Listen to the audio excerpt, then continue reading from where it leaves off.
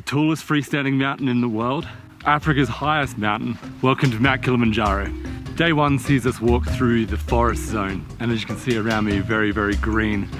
In fact, this morning we didn't get any filming done because it was literally pouring with rain, and we've been blessed with the amount of sun that's come out this afternoon.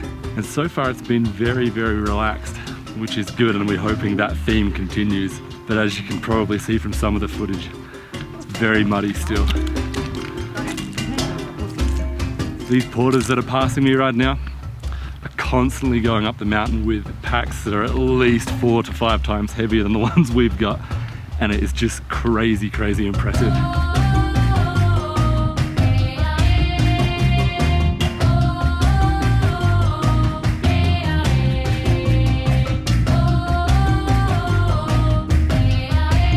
Walking into the first camp is when we realised just how many other people are climbing Kilimanjaro along the same route as us. There is a literal army of porters and climbers, all setting up for the night and settling into the mountain life that will be a routine for the next 8 days. We see our tent for the first time and what will be our home for our time on the mountain. It's already been set up with all of our gear from the fast and hard-working porters who climb up the mountain much faster than us. Day one on Kilimanjaro has been very easy. I think the first day was only 3.5 hours.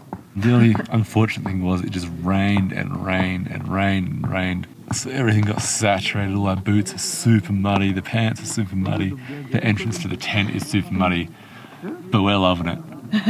It does not matter to us, it's been amazing. Good night. Good night.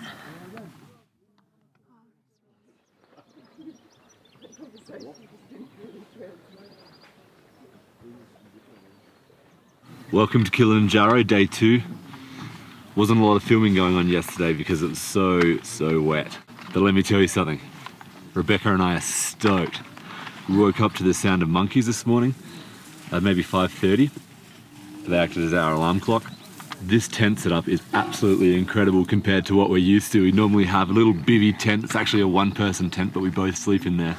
And this is clearly a proper, what do you reckon, 3 or 4 man? It's 4-man tent, and the mattresses are 10 centimeters thick. It's just stuff that you would never ever think about taking for yourself, but because it's a huge mountain, you've got a team of porters with you. They make everything so easy, and it's incredible. At about 6:30 in the morning, about 5 minutes away, they're going to bring in some ginger tea for us. And thank you so much. There we go. Cheers. I didn't know you were still filming. And then we're going to go into the mess tent for breakfast.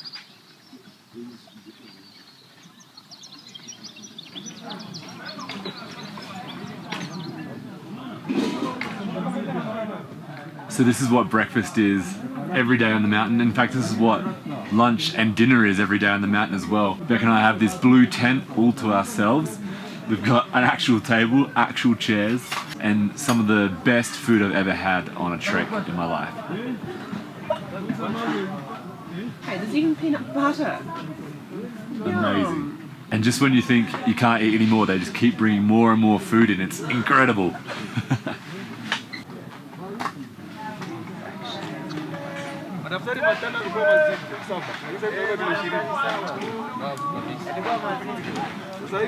One of those little monkey spider monkeys, I think they are. And he was doing huge jumps from high up down to low. So I might go to the internet cafe now. Fred's told us that when you need to stop on the trail to use the bathroom, you just say you need to send an email. And when we've arrived here, he's presented us with the internet cafe for sending emails. So there you go, you've got a computer and everything for sending the emails. That's really good. Anyway, I'll catch you all later.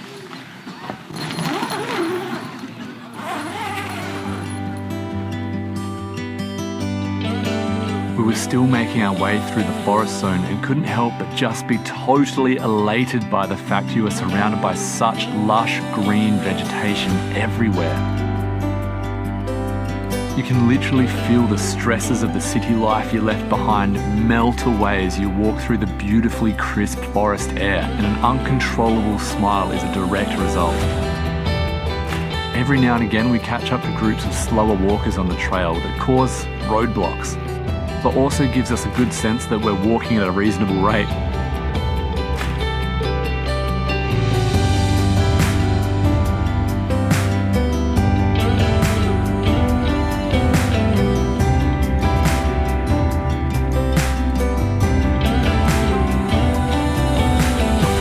Dense grey clouds start to float in, and the experienced guides and porters pull out their umbrellas.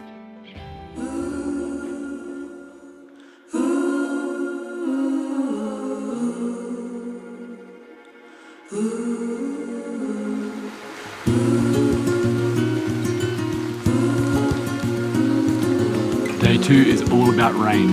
It's wet and muddy again.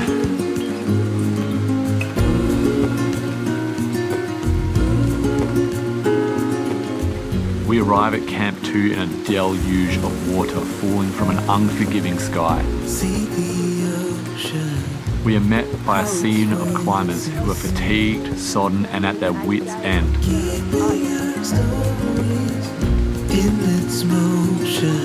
Most have their heads hung with clearly dampened spirits and saturated clothes.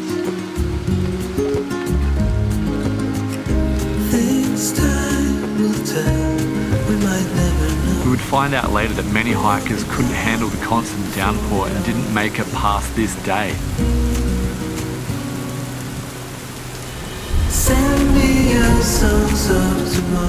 We're sitting down for dinner on day 2. Today it non-stop rained.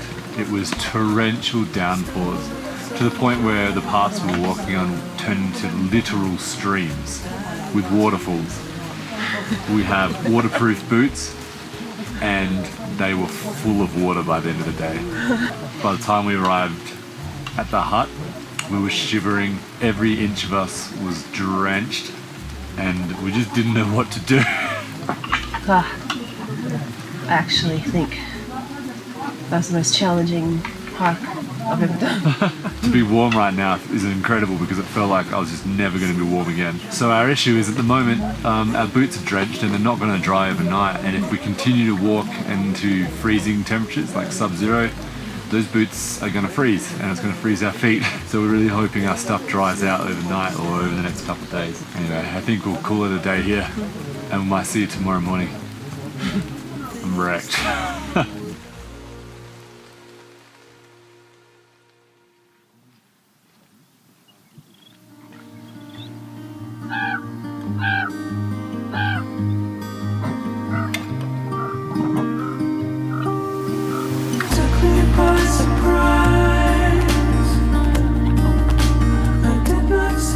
Woken up on day 3 at Shira Camp 1 and we get our first look at the summit.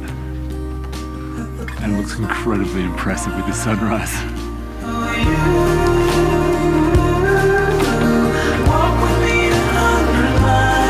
The beauty and stillness of the mountain sunrise is breathtaking, and soon the woes of yesterday's rain become a distant memory.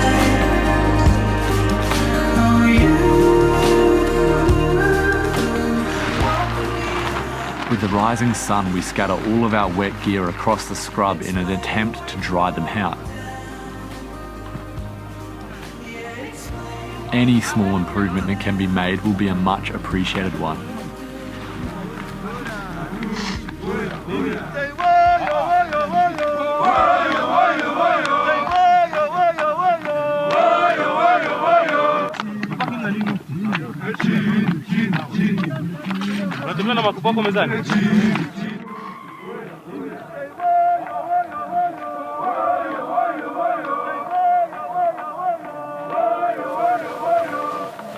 Once again, the camera had to make way for the amount of rain that came in, and not much filming was done today.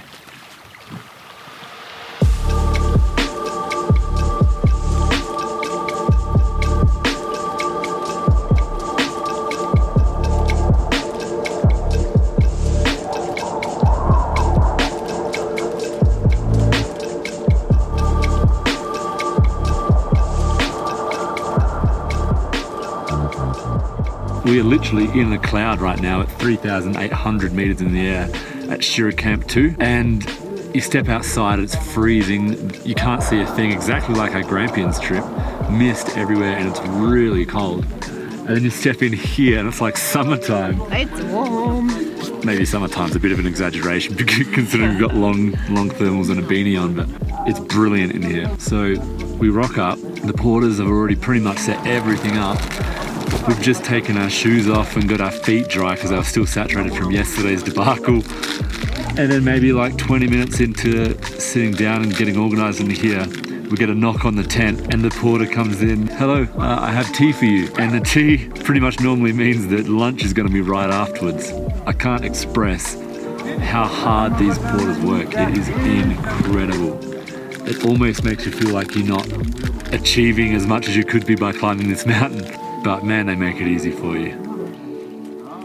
Sorry, I'm eating. That's because that's pretty much all there is to do. The porters do everything else for you. You just got to climb, eat and sleep. Told to eat big, so. High altitude makes you less hungry apparently. You lose your appetite. So far, no loss of appetite, clearly.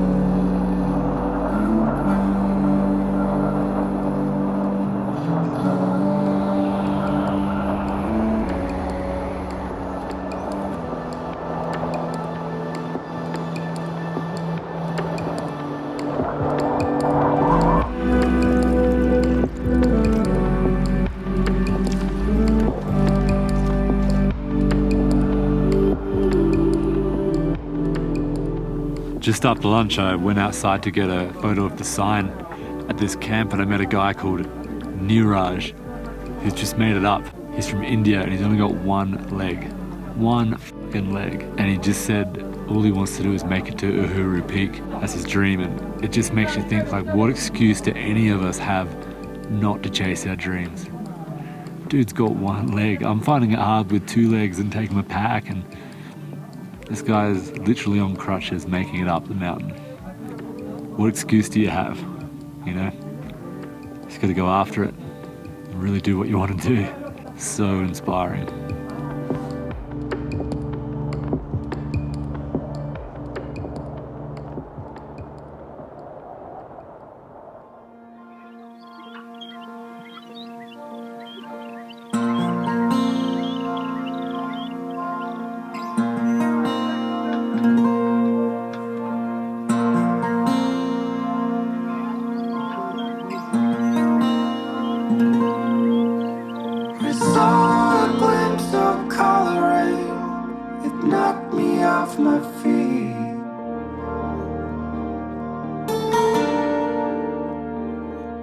Starting the walk on day 4, walking out of Shira Camp 2, we're treated to the most beautiful sunrise I've ever seen. It was incredible. And one of the great things about the walk from here to the next camp is you walk towards the summit and you can see the snow-capped mountain in the distance. And it's really beautiful.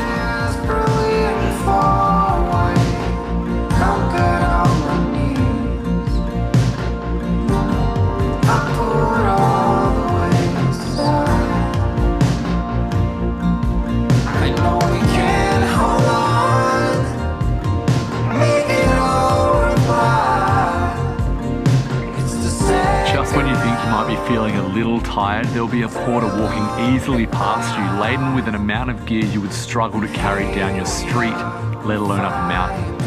Perspective, you'll be fine.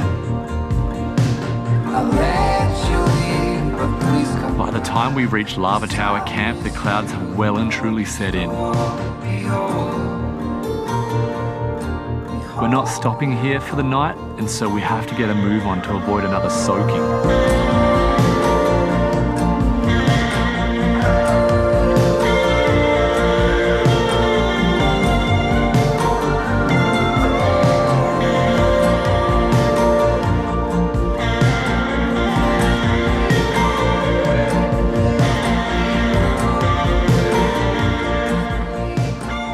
Day 4 ends with another torrential downpour.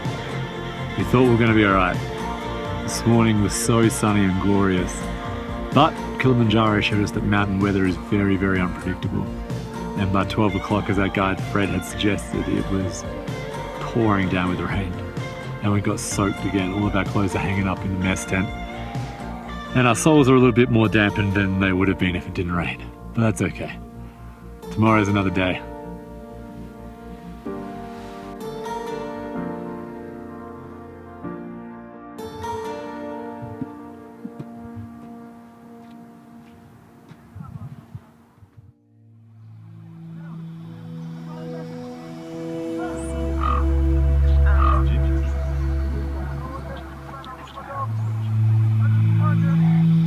The morning of day 5. I don't have to say anything. Look at the view behind me. It's incredible. The clouds have cleared up. And this is the closest to the peak we've ever been. Feels like with every step we take, we're getting like better and better views. Incredible.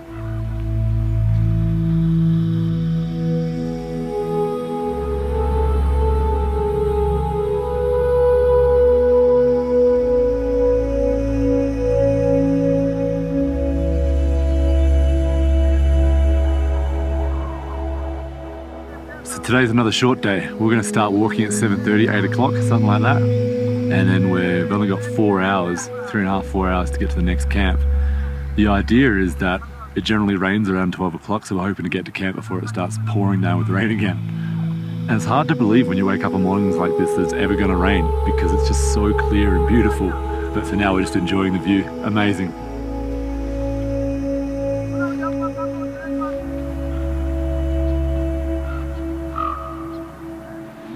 How do you feel about the rock wall?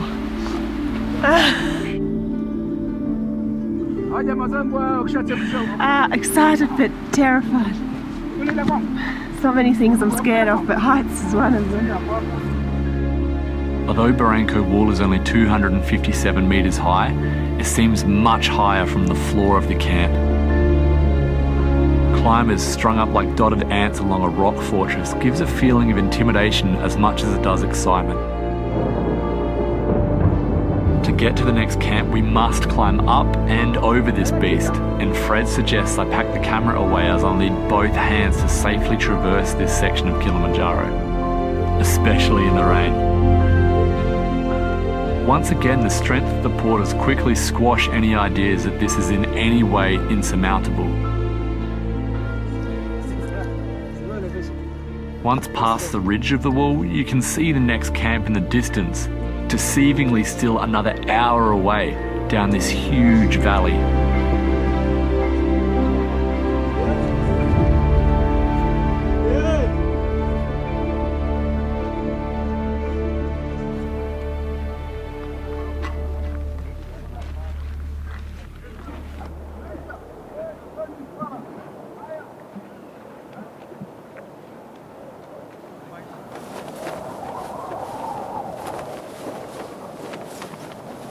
To not beat the rain.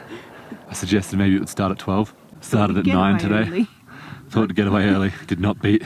Kili is always king, I suppose. We've actually been at camp for a very long time already. We got here at 11:30 and it's now 6:15. What have we been doing all this time? We went straight to sleep. The day started off so well and by the end of it I was absolutely wrecked, and now I'm starting to think maybe the altitude's affecting me a little bit. Certainly upsetting my stomach, and I just needed to sleep so bad. We had to climb over the rock wall at altitude as well, which is always a bit trickier. But Beck did really, really well. Beck's got a really strong fear of heights, and she conquered that today. Probably not the most challenging thing I've done, but probably needed the most courage. It was actually intense, but everything just stops working. I barely remember it. My brain just went no. But it's probably not even that dangerous, I wouldn't say, for our standard person. It's just my fear made it intense. If you have a strong fear of heights, I think it serves as a great challenge and something that you'd be really proud of, because Beck certainly did it very well, and I'm super proud of her today, and I think she's really proud of herself. But we got here and it just started raining again then. We could not get in the tent fast enough, but it's been a good day. Anyway, it's getting much darker now. I think another cloud's come in, so we might call it a day for now, and we'll see you tomorrow. Need to go to sleep.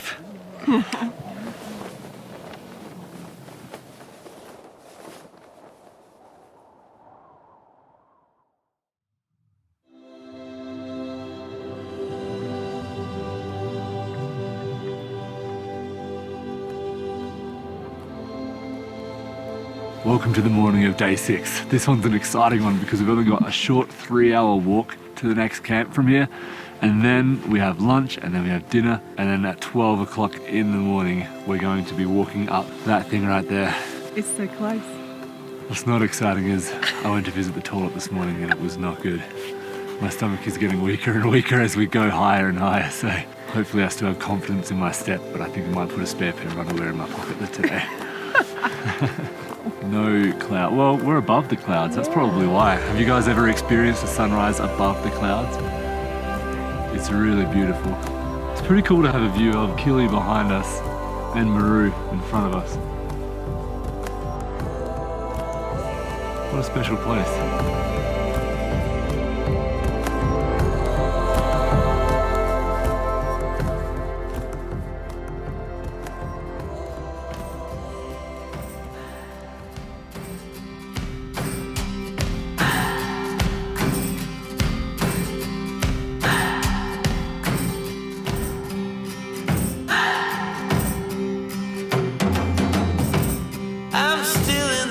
I pray for the night to go easy on me.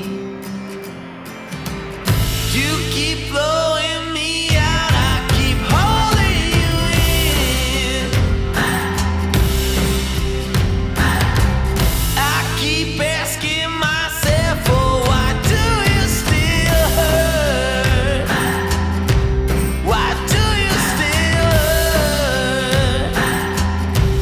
Why do you still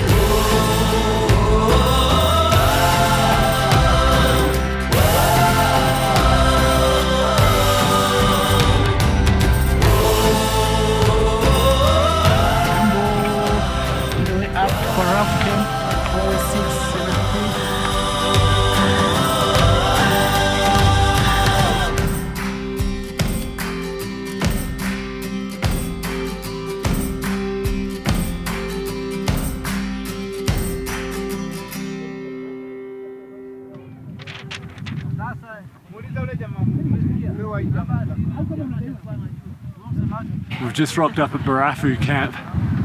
It's the base camp for Kilimanjaro. It means we've got 1.3 kilometers of vertical to go to the summit. There has been an update to the story though. Unfortunately, my stomach is struggling a lot more than it was last night, and I had to sprint off of the trail 3 times today and find a giant rock to hide behind, because I've got some serious issues with my stomach, which I'm hoping will clear up by tonight so I can climb to the summit a bit more comfortably. You're doing very well. Very proud of you. We'll check back in with you maybe tonight after we've had a rest. Have a look at this giant peak there. I think it's like something out of Lord of the Rings.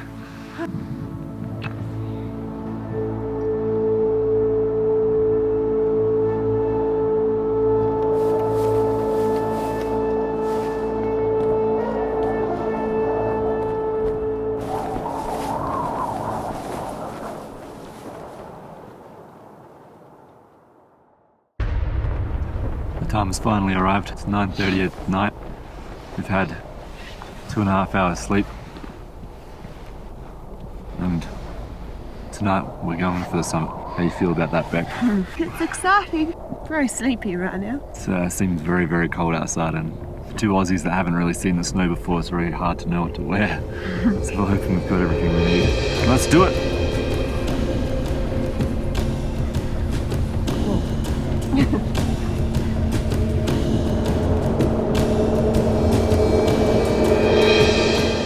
final ascent is lit by the full moon in a cloudless night sky. Freezing winds cut at any skin left exposed.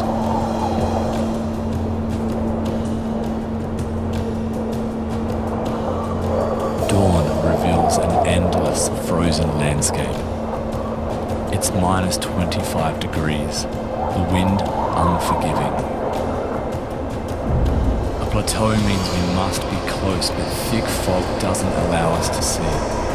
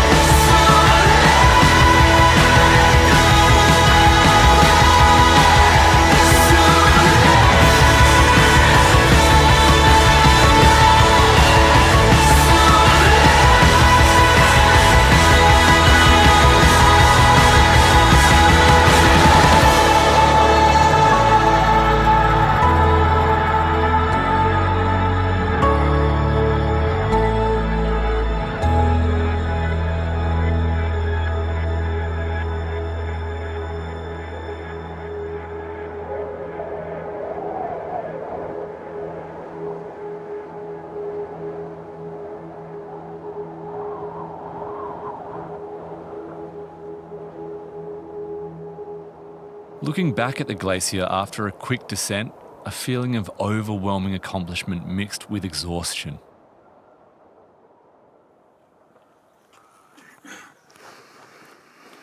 Walking down on day 8 and the summit feels like an incredible distant dream.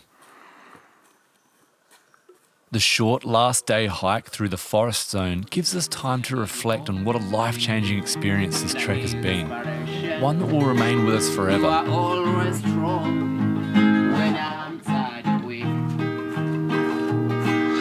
Finally back at our team's headquarters, it's time for a celebration. And there's only one well-earned beer that we can think to have. Jumbo. You are my friend. Thank you. When I'm hungry, you are my shade.